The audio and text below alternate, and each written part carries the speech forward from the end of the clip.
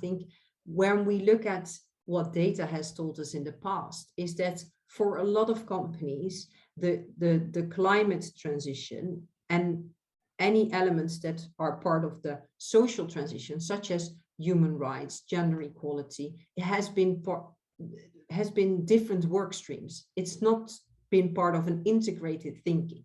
And this is what we want, what we intend with our Just Transition approach, that we really start by saying what basic social elements do we believe that you need to include from being a good corporate citizen, and then on top of that, to make sure that if you talk about your decarbonization plans in this example, what is it that you have, what you need to think around, what is the impact of these plans on your workers, your communities, but how do you also work towards creating more green and decent jobs? And how do we make sure that companies take responsibilities, like I said, for the assets that they currently have and deploy?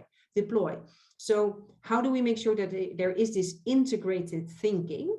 And we see that trend coming. I see that in the recent dialogues I had with quite a few companies, where initially, I think a year ago, we reached out and say, can we speak about social indicators? They said, oh, that's in a different building and even a different department, we don't know. And now we see that there's a joint up dialogue, not by everyone yet, but we see there's a trend that companies understand that this has to be integrated thinking.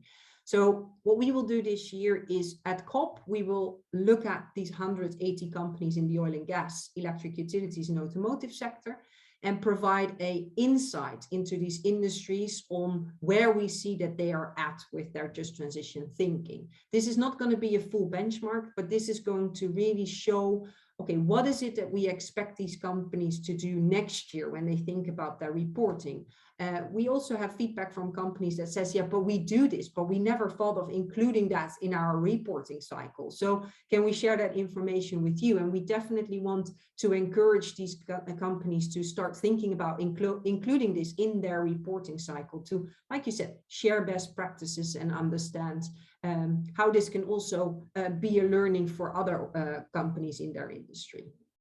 Be that one that, you know, dares to lead almost, right? I think there is still a little bit of a hesitancy, and in terms of, and I've seen this in my previous career as well, it's like there's always a question on how vulnerable do you dare to be in order to honestly say, I don't know the answer to this, but how do I get the relevant expertise and information in order to get comfortable making the decision? And for me, is the people that join your program, they are willing to be more ambitious and they are hopefully not afraid of maybe getting different perspectives. It's not about us all agreeing, but it's also about being open to maybe an unexpected opinion or a dialogue that may change your perspective on things. So for me is that, and I would also say, hopefully you can bring that then back,